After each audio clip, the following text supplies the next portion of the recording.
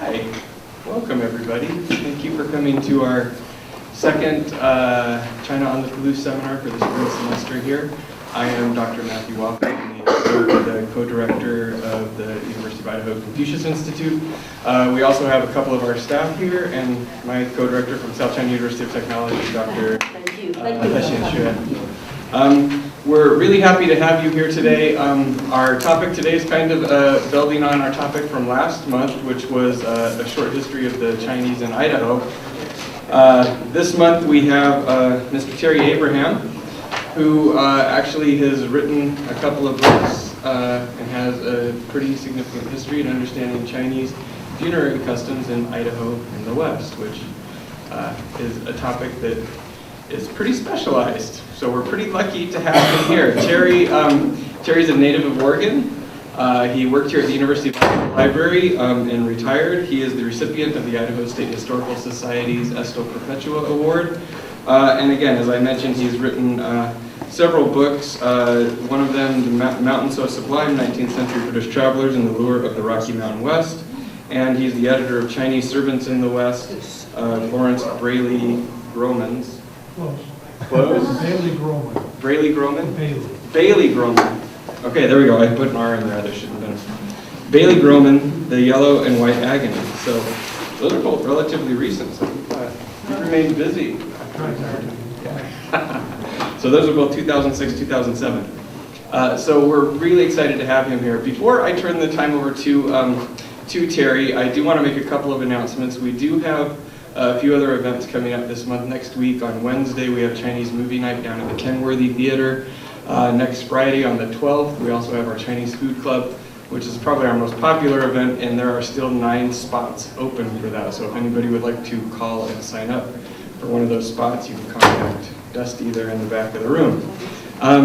We will also have an impromptu, sort of a last-minute ad hoc seminar on March 22nd. We have a faculty member from the South China University of Technology from their EMBA program. She'll be coming here and be giving a seminar on entrepreneurial development of manufacturing and brand identity from a database perspective. So it's a little more, again, a pretty niche sort of subject, but if you have interest in sort of understanding business and entrepreneurial development in South China specifically, it would be a good thing for you to attend. So anyway, without further ado, let me turn the time over to Terry.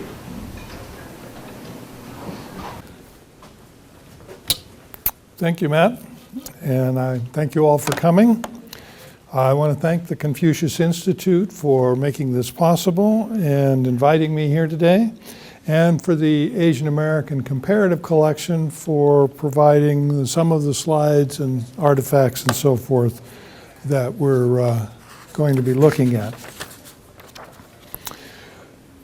I'm not going to review the entire history of the Chinese in the West, some of which you should have gotten at last month's lecture, but there were great numbers of Chinese who came to North America in the latter half of the 19th century. They digged mines, built railroads, cleared land. In 1870, nearly 30% of Idaho's population was Chinese. Racist U.S. laws prevented them from bringing their wives and establishing families and sort of settling down and having roots here. So as the mines played out and the railroads were built, they drifted away from Idaho to larger metropolitan areas, Seattle, Portland, San Francisco, Vancouver, and so forth. Some of those who came over here died in the process or were worked to death and were buried in local cemeteries.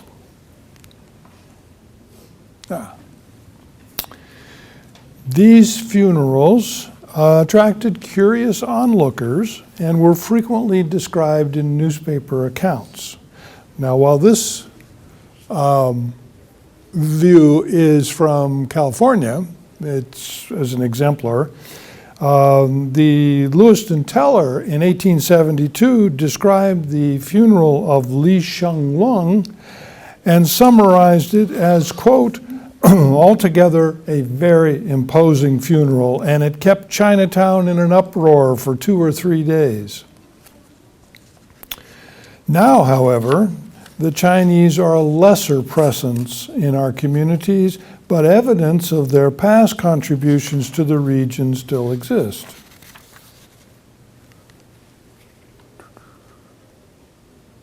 There we go.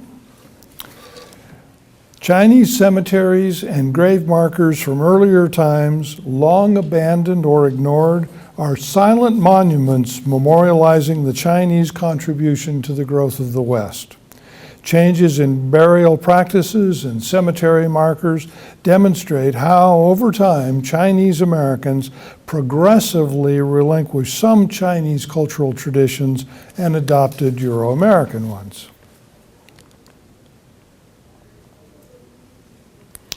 In many Western communities, the Chinese population established duplicate civic services once their numbers reached a sufficient size. This followed the pattern established by Euro-American enclaves in Guangzhou, or Canton, and other Chinese ports. In Baker City, Oregon, and Lewiston, Idaho, for example, the Chinese community had both a temple and a cemetery. This is Prospect Park in Lewiston, and the sign, which you can't hardly read, talks about it was originally a Chinese cemetery overlooking the Snake River.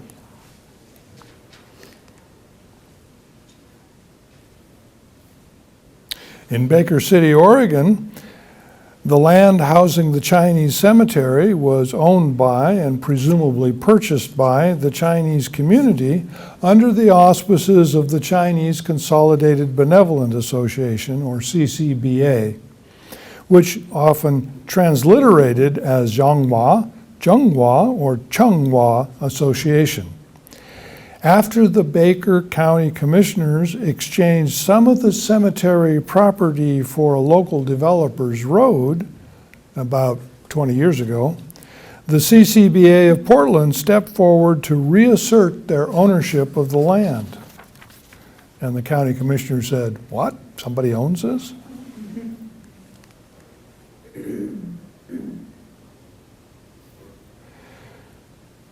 The Chinese cemetery, unlike the landscaped Euro-American plots, was generally left in its natural state.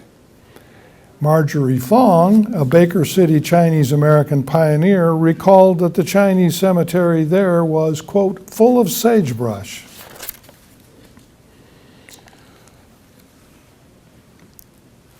Okay, here we go.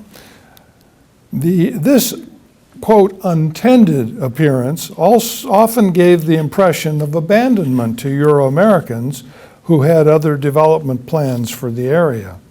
Chinese custom, however, decreed that graveyard visits and gravesite cleaning primarily occurred during spring's Qingming festival.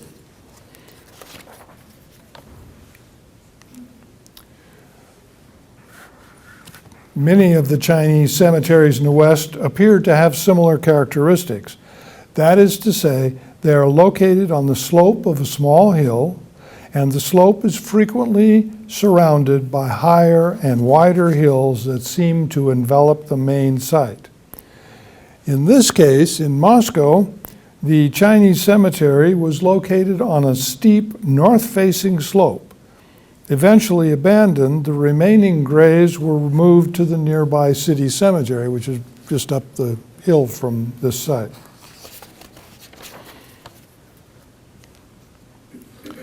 Although graves in the inland northwest Chinese cemeteries are often placed parallel to one another, these are usually not in the neat rows found in Euro-American cemeteries. And might be, no, there it is. I had this happen before, I don't know why. In Warren, Idaho, geographer Sam Couch mapped the Chinese cemetery, and this showed that all of the graves, which are now exhumation pits, and I'll come back to that, were placed parallel to the slope of the land toward the southwest.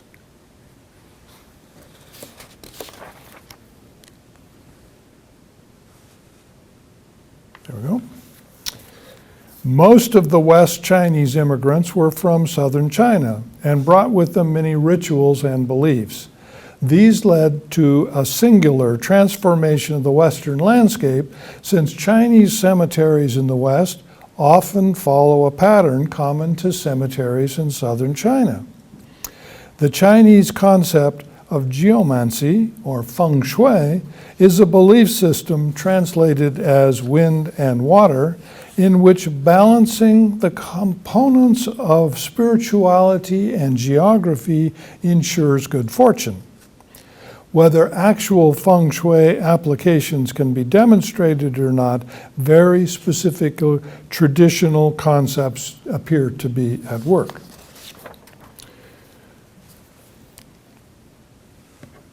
Now, I should add that when I say the Chinese did this or the Chinese did that, let's see, we'll go, oh, that's right. That I should provide a caveat. China is a huge country with lots and lots of people and many different beliefs at different times. Most of the Chinese who came here were from southern China. And so what you might call the Guangzhou ethos tends to predominate. But that's not necessarily going to be true of everyone. But here we have an example. This is in central Idaho on the remote Salmon River, the River of No Return. It is the burial site of Charles A. Charlie Bemis. Although he was Euro-American, his Chinese wife, Polly, undoubtedly selected his gravesite. And she chose a slight rise in front of an enveloping hillside. And is this, I'm not going to try it. So we're at the top of the hill looking down towards the fourth sign down there. And behind that triangular structure is a creek that runs downhill to the Salmon River. So we have this slight rise, enveloping hillside, creek flowing into a river. All of these are significant feng shui characteristics. This suggests that even ordinary people, such as Polly, were familiar with the basic principles of feng shui. And we know that this here's the test case. We have, on the one hand, we have this, on the other hand, we have this. This is Polly's grave, which is on the other side of the river at the, what's called now the Bemis Ranch. Polly died some years after Charlie, and she was buried in Grangeville's Prairie View Cemetery. But in 1987, her remains were exhumed and reinterred just outside her cabin across the river from Charlie. He was interred where he died at the Shep Ranch. Her present location, chosen by Euro-Americans, lacks the adherence to feng shui principles or the Chineseness of her husband's gravesite.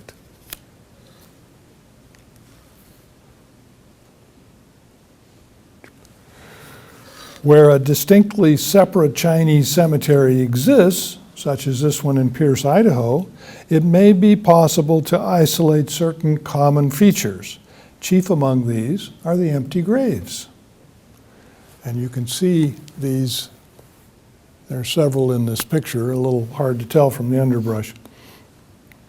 According to Chinese custom, Chinese immigrants, nearly all of whom planned to return to China after making their fortune in the West, made provision for the possibility of their death in a foreign land by arranging in advance for their remains to be returned to China.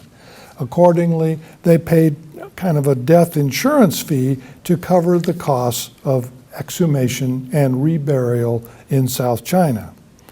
Newspapers often reported on this practice. For instance, a 1905 newspaper story described the exhumation of 40 Chinese from the Walla Walla, Washington cemetery. Chinese custom required the eldest son to honor the deceased parent by performing certain rituals and practices. This custom ensured that good fortune would be assured to the surviving family. However, if the deceased died and was buried in North America, the family in China would be unable to perform the customary rituals. Therefore, it was necessary for the bones to be exhumed and returned to the native village for reburial.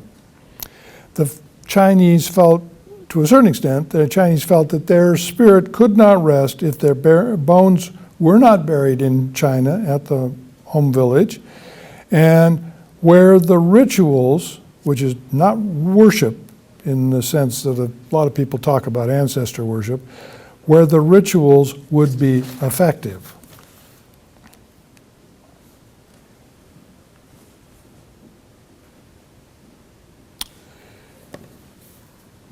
This is a 1937 newspaper photograph of crates being packed for shipment to China, and each of these is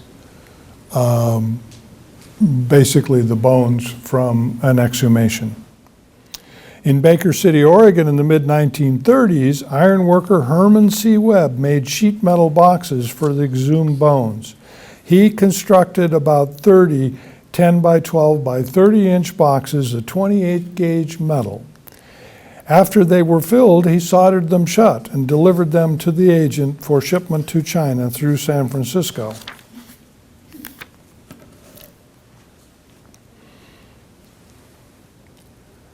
Now this is the Baker City Chinese Cemetery again, and you can almost tell that these are the exhumation pits from where the bones were removed. However, in the war-torn turmoil of the 1930s, coupled with the worldwide economic depression, it became increasingly difficult to manage such shipments to China. This, combined with the smaller number of Chinese wishing to be returned, brought the enterprise to a halt.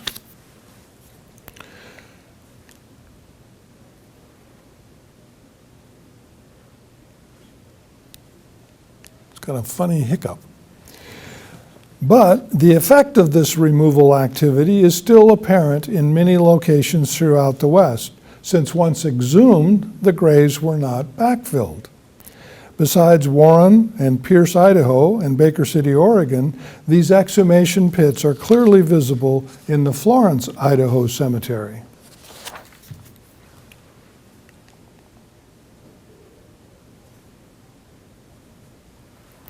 These empty graves could more easily be reused as necessary.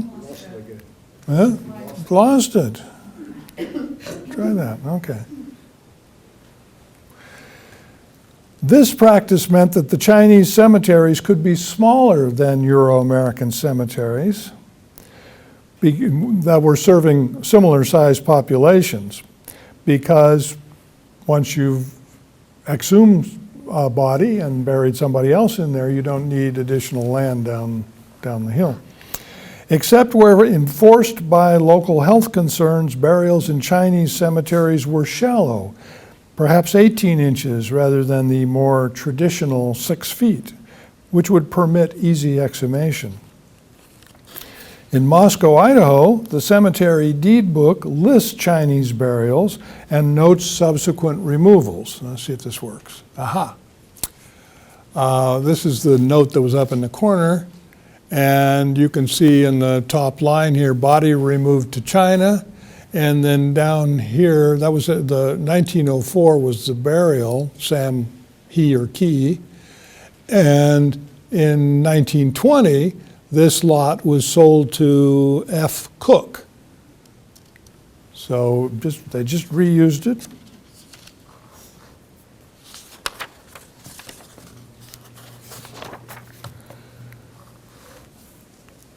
Some women, well, I don't know, okay. Whoop, it's going to be slow there. There we go. Some women appear to have been excluded from the practice of removal. The emphasis on patrilineal descent and the lack of respect accorded women were contributing factors to this. In addition, the bringing of Chinese women to the United States removed them from the familial system where they would become the curators of their husband's filial obligations. This may mean that some Chinese cemeteries, considered empty through removal, are actually still holding female burials.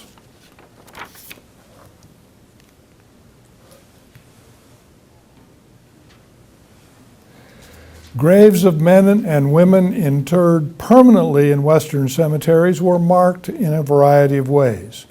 Wooden markers were common in forested regions, but because they tended to rot, they lost the capability to memorialize the deceased. Other, more substantive materials were therefore preferred as grave markers. Stones, concrete, and bricks have all been used. This scene from Pendleton's Olney Cemetery illustrates a variety of grave marker styles.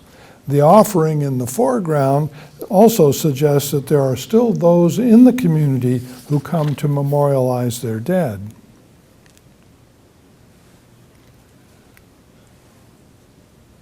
A survey of markers in cemeteries in the inland Northwest includes Grangeville, seen here, Moscow and Boise, Walla Walla, Washington, and Baker City, Oregon. They all show similar characteristics and patterns. You know, it works faster with slides and not PowerPoint.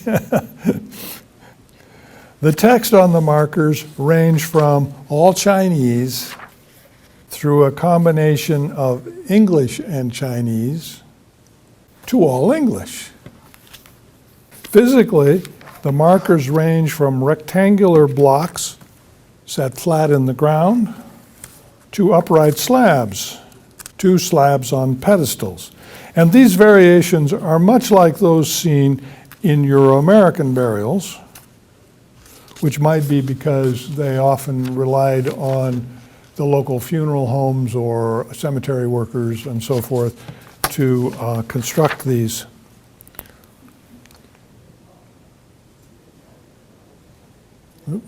Back up.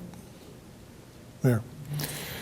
The form and language of the marker, well, go back, yes, frequently resulted from the circumstances of the death and burial. Local taxing districts often place very simple generic markers. Funeral homes sometimes provide a simple metal tag with removable letters to mark graves where no stone has been found. In cases where the burial and marker were supervised by the family or by the Chinese community or family association, the marker was often in Chinese, and the stonemason would have been provided with the characters to copy.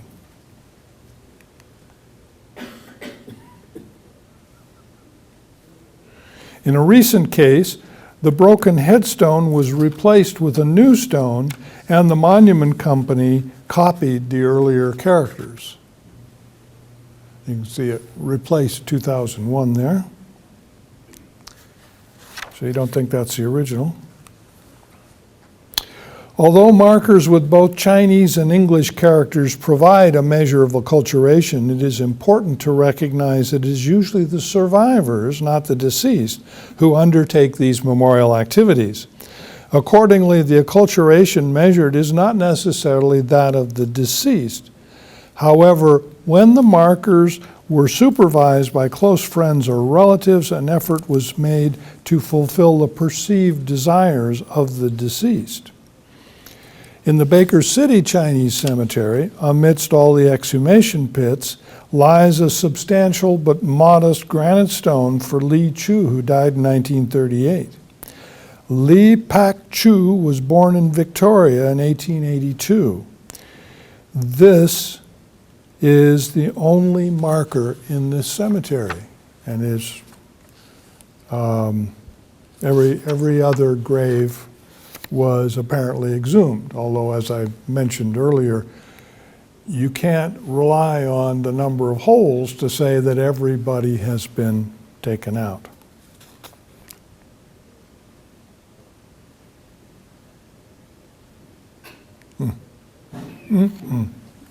In the inland Northwest, the most common singular feature of Chinese cemeteries and of the Chinese section of Euro-American cemeteries is the burner.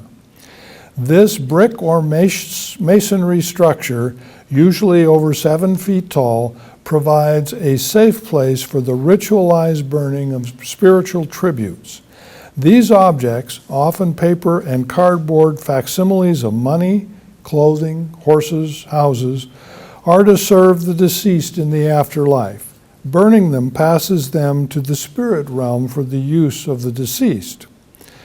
This burner in Pendleton has been vandalized, and its original arch or angled top was replaced by a concrete slab.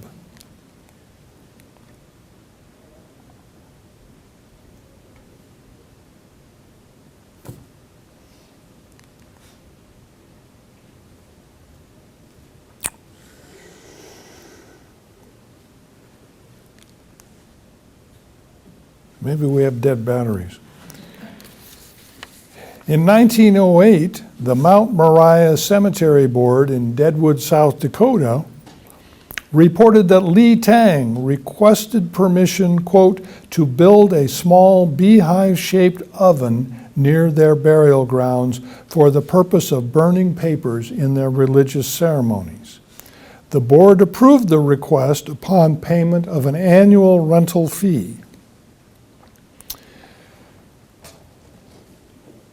Photographs like this made possible, photographs such as this one made possible the recent rebuilding of the replica, because this got completely torn down, probably by vandals, sometime between 1908 and 2000. And here we go. In 2013, after an archaeological excavation, the city of Deadwood reconstructed the Chinese burner and altar in Mount Moriah Cemetery as a memorial to the early Chinese residents of Deadwood.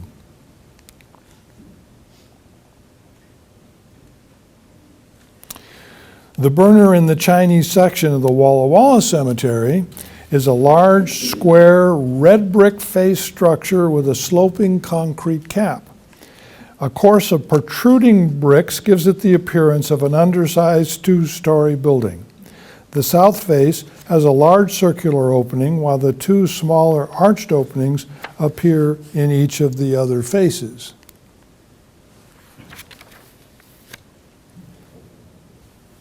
The burner at the elegant Morris Hill Cemetery in Boise is also brick, but is painted white. The faces are smooth and rise to a sloping white concrete cap. Only the south face is blank.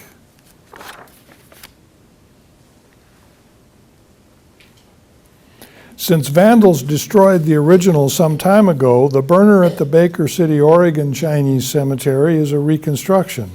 It is based in part on the reminiscences of an elderly Chinese American native of Baker City, now deceased.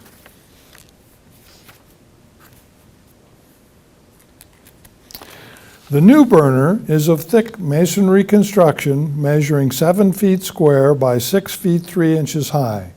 The gabled masonry is topped by a corrugated iron roof on a framework of cast iron pipe based on remains of the original found at the site.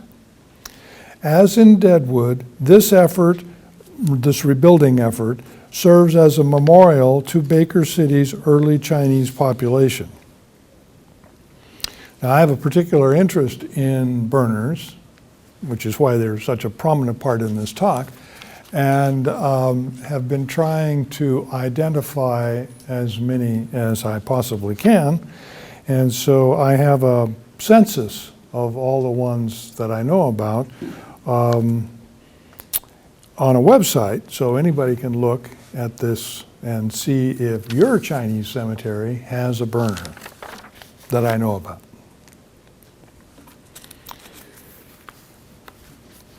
Paper reproductions of contemporary material culture for use in funerary or memorial ceremonies are available for purchase today.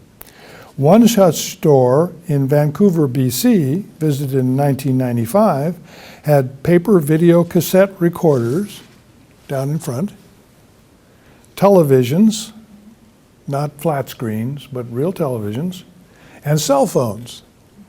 There's a boom box. Don't see the cell phones right offhand. Some of the other objects are more ritualistic, you might say. Euro-American novelty stores, unaware of the cultural significance of them as paper funerary tokens, often sell hell banknotes and other such items to equally unsuspecting customers.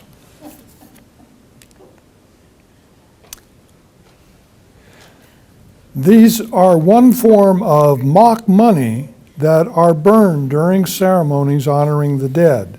Burning it sends it to the realm of the dead, where it becomes real money that the spirit can use to purchase needed items.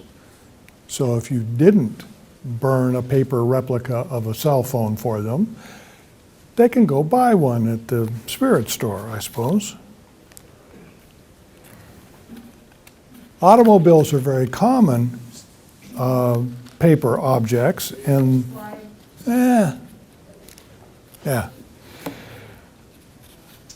In 1924, for a rich merchant's funeral ceremonies, this full-sized model of a Ford Model A with chauffeur was to be burned to serve him in the afterlife.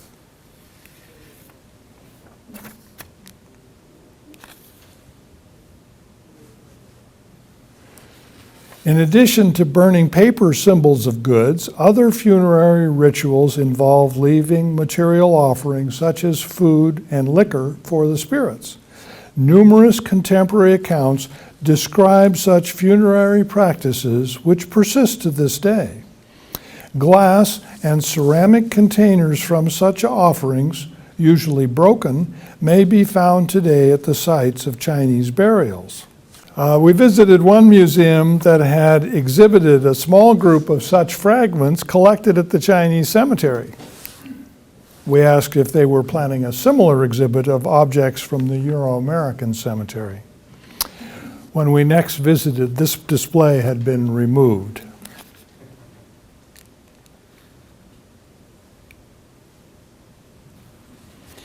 Civic leader Oscar Fong often organized the burials of the Chinese in Baker City, in the Baker City Chinese Cemetery. However, he was Christian and much acculturated, and the Fong family interred their own deceased at the other end of town in the Mount Hope Cemetery, which had a somewhat separate, possibly segregated section for Chinese and Japanese burials.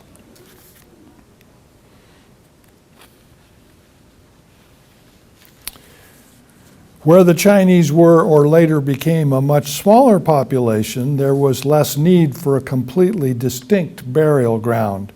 Today, many other communities have a separate Chinese section in the Euro-American Cemetery, such as the Morris Hill Cemetery in Boise, shown here, the Walla Walla, Washington Cemetery, and the Normal Hill Cemetery in Lewiston, Idaho.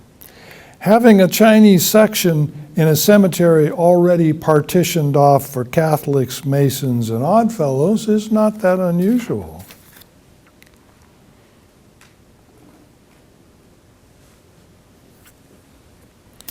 The disposition of remains is also subject to changes in belief patterns.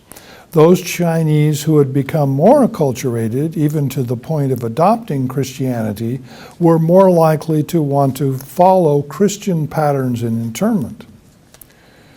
Sam, a long-term resident of Warren, Idaho, was interred in that community's Euro-American cemetery, not the Chinese cemetery, after his death in 1933.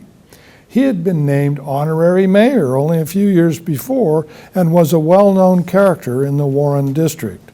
His deeds of kindness and charity won him a warm spot in the hearts of his friends and acquaintances.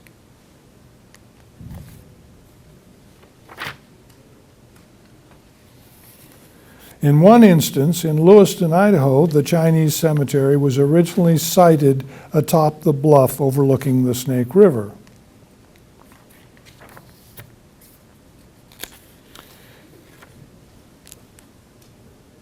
In 1891,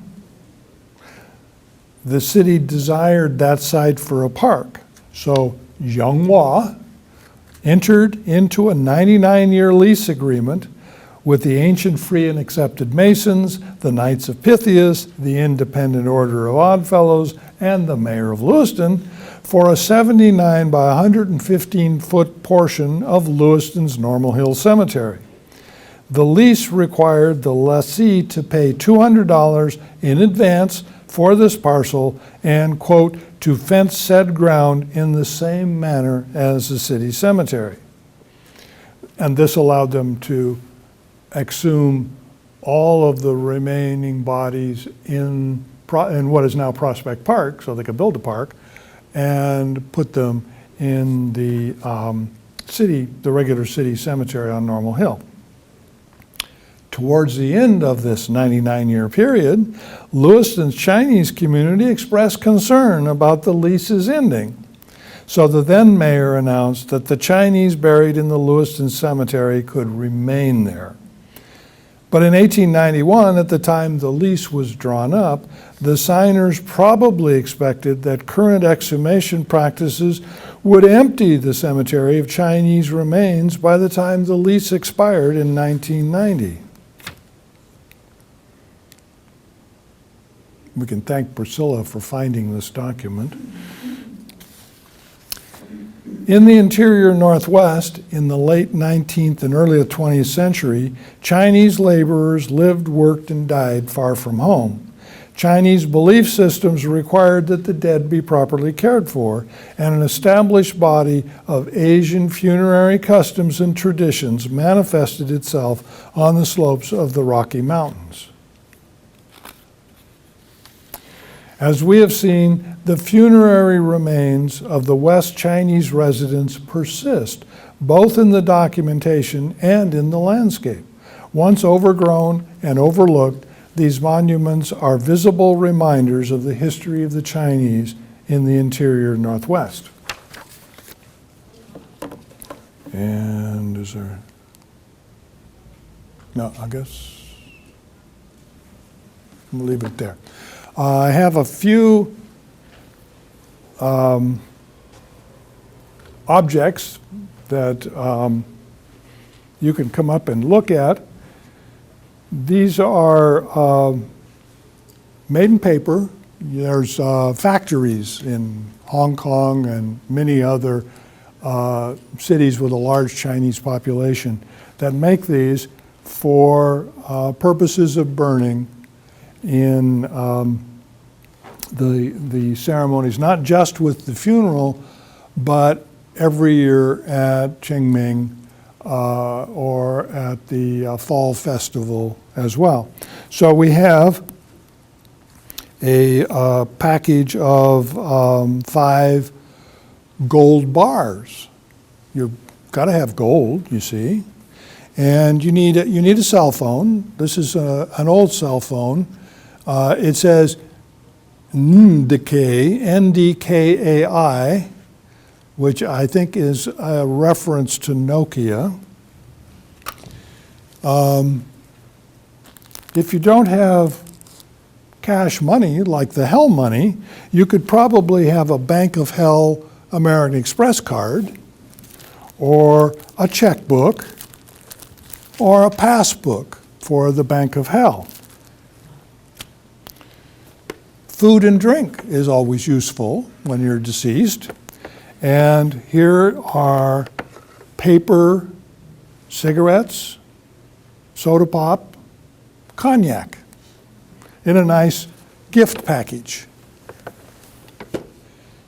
And I love this one, toothpaste and 2 dentures, because Grandma had lost her teeth and needed them in the spirit life. So, any questions? I'll go back to the microphone. Yeah. I've seen in Asian movies sometimes where they have buckets of water and then they pour water over the graves. So is that in a different part of China or what they're portraying? It's not a practice I'm familiar with, no. So yeah, could be someplace else in China. I wouldn't be surprised. There's all kinds of rituals involving water that could come into play there. Okay, and after the bodies were exhumed and sent to China, do they have like big cemeteries in China, or would they be cremated, or what would happen? Well, in the 19th century, this was actually really a big operation. Some of the early ships that were involved in transporting workers from China to North and South America, although this happened more in the Americas than it did in Southeast Asia and Australia, but the ships would bring people over here, and then they wanted a cargo to go back, so they loaded them up with all of these boxes and so forth. Eventually, the Tung Hua Hospital in Hong Kong became the central clearinghouse for the returned bodies. And they would, because they had captured the name of the deceased and their home village, they would redirect it back to the home village where the family would bury it into their local choice, basically, which wasn't necessarily in a cemetery. It could just be out on the edge of a field in a propitious environment.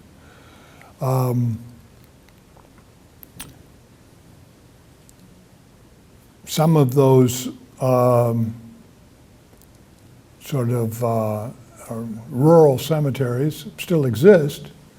In recent years, because oftentimes the prime burial spot was a prime agricultural site, there's been an effort to redirect burials from actual interment now to cremation and putting them in a mausoleum, just a wall with niches.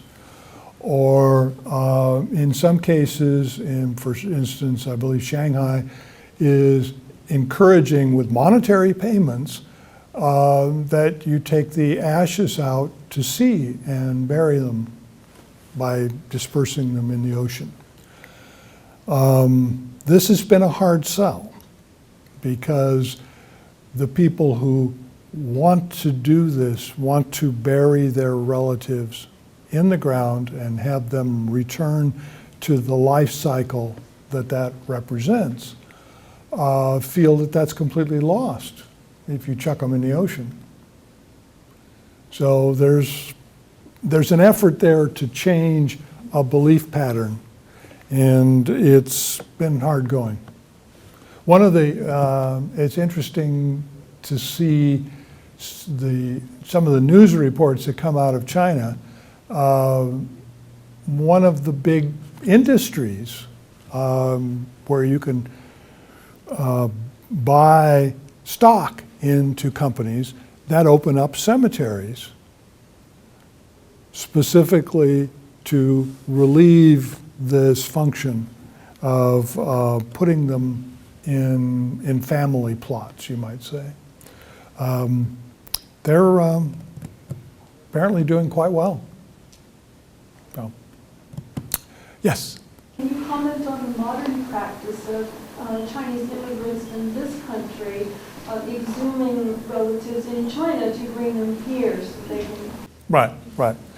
Part of the ritual is that when for instance, your parents are deceased and you have buried them in a nice handy place, is you go visit the tomb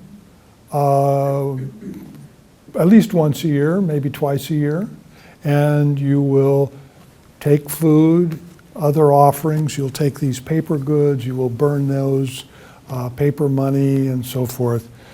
But what if you have emigrated to the United States and have a nice job with SEL, for instance, and it's really difficult to get back to do this? Well, there are some cemeteries that cater to an Asian population, particularly in California, that will facilitate for you the exhumation of your relatives in China, ship them to the United States, and bury them here, where you can visit them much more easily. So there's now what used to be transfer of exhumed remains back to China is now, to a certain extent, coming in this direction. It's important for the Chinese belief system that you conduct these rituals to make sure that they look with favor upon you and make your life fortuitous. So it's a reciprocal relationship where you're doing these good things for them, providing offerings and honoring them and so forth, and they're going to do good things for you by bringing you good luck, basically speaking. Any other questions? Yeah. A couple of the photos of burners had crosses, and I was wondering if those were just incidental or if it had some connection to Christianity. I doubt it, but I don't know for sure. The Chinese had masonry, many Chinese had masonry skills, particularly those who worked on the railroad and so forth, or something they brought over from China.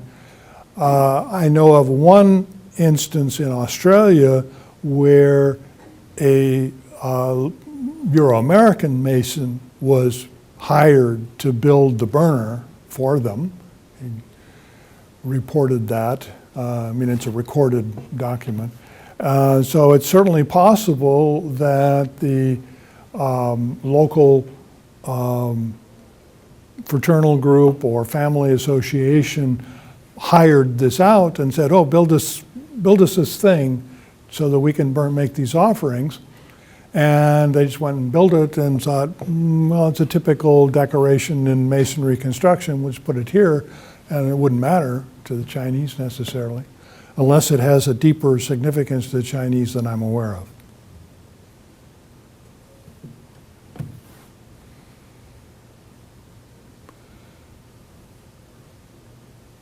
I had another thought there, but it's gone now. Any more questions? Yeah. Are there a lot of people for exhumating their relatives from China and bury them here? Well, in gross numbers, probably not a lot. But it's a significant enough phenomenon that there are cemeteries in California that are advertising the service. They'll do it for you if you want to pay them. So it's kind of an industry now? Well, yeah, kind of, it's a marketing opportunity to provide their services. And they'll also do the whole thing, get the band and a Buddhist priest and mourners. I mean, there are videos on YouTube of some of the ceremonies and activities that are all provided for by some of these cemeteries, and they're very expensive. There's a lovely interview with a woman she's Chinese American, and she sells cemetery plots in one of these rather expensive Chinese themed cemeteries. And they give their salespeople diamond rings once they reach $1 million in sales. She had 5 of them. Yeah. So is the common belief of many Chinese people who would do this based on Buddhism, where they believe in reincarnation? No. No, this is primarily Taoist, Confucian, folk religion. It's hard to give it a name. It's kind of, folk religion covers all of that. And it varies from place to place. Yeah. Paul? Tell me about the 19th century. You have a body before it goes into the ground. Are there any standard practices? Wash the body, wrap it in a blanket, put it in a box? Anything in particular? Well, in this country, that was pretty much it. In China, it's a more involved process because you've got all the mourners and so forth. And the difference, as I've always, it always seemed to me that the difference between Chinese burial in the United States and a Chinese burial in China is that in China, you've got the aunties in the village who have been doing this for years, and they know all of the steps that you're supposed to do. And if you don't do them, you're going to be embarrassed and shamed for not properly respecting your deceased relatives. Here, it's male workers, usually very young guys. They didn't have very many women. They had a vague sense of what the proper rituals were, but their primary job was to get it in the ground and get it back out again 5 or 10 years later when it was time to ship it off to China. A much more efficient process, you might say. So were they using a pine box or just? Oftentimes, yeah, just go down to the furniture store that supplied coffins and buy a box, Okay. or make one. Yeah. Beck. So I have a question related to where were people shipped from when they went to work to North America? Like if they left China, where did they arrive in North America? And then when they were shipped, when they exhumed their bodies, from where did they take them? Or I'm just wondering, like here in North America, was it like Seattle? All the major ports, yeah. Los Angeles, San Francisco, Portland, Seattle, and Vancouver were your principal ports. You said that started in 1800s? 1860s, at least. The ones that were sent to South Dakota, where I grew up, in the Black Hills, was because of the mining. And many of them lived under the ground themselves. They weren't in homes. Some of them were, of course, but it was an underground system. Mm-hmm. I'd like to see more evidence of that, please.